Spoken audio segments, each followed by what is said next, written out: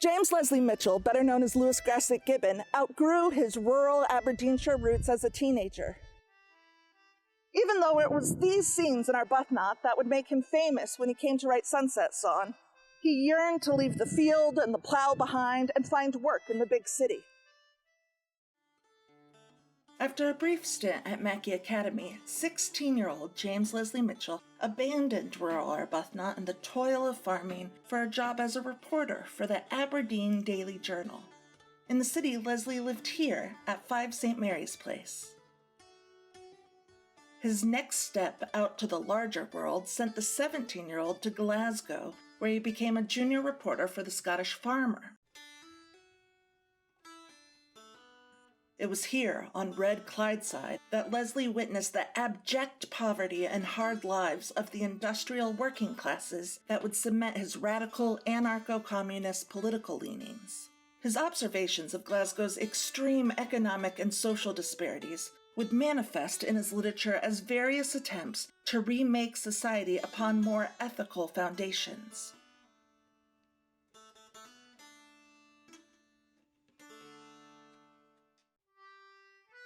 In 1919, after being fired for misuse of his expense funds, Leslie enlisted in the Royal Army Service Corps. He spent 4 years in service in the Middle East, which inspired 2 story collections published later, The Kalends of Cairo and Persian Dawn's Egyptian Nights. Upon his discharge, he returned to Arbuthnot again, a young man still out of place among his farming contemporaries.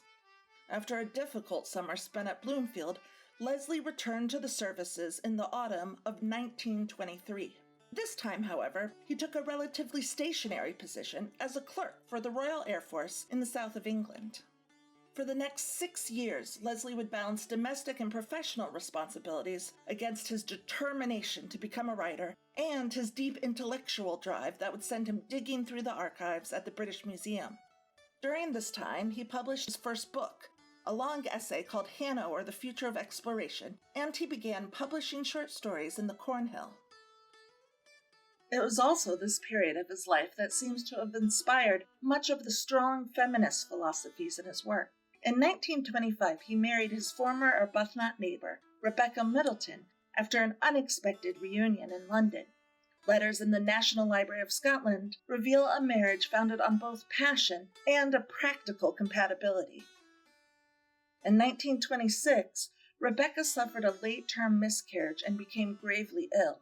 Though she recovered and they eventually had 2 children together, the harrowing ordeal left its mark on Leslie's writing. From the autobiographical Miscarriage and Stained Radiance to Jean Guthrie's Suicide and Sunset Song, Leslie's empathy for female suffering remains a distinctively progressive quality of his writing. In 1929, Leslie turned to writing full-time. 5.5 years saw an incredible literary output. Under his own name, or the Scottish pseudonym Lewis Grassic Gibbon, Leslie published 10 novels, 3 substantial collections of stories, one also with essays, and 3 full-length works of nonfiction.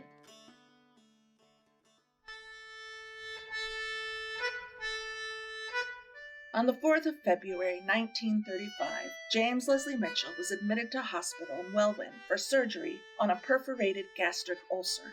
He died of complications 3 days later. The critical and popular success of Sunset Song, published in 1932, demonstrates that the writer was just coming into his professional prime. We can only speculate what masterpieces of modern literature remained unwritten upon his death.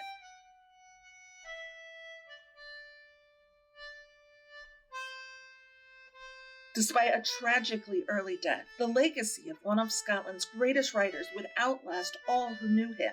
This is due in great part to Rebecca's determination. Widowed young with 2 small children to support, Rebecca never stopped promoting his work, a task that would fall to his daughter Rhea when Rebecca died in 1978. Their efforts helped secure him the fame that always seemed just out of reach when he was alive.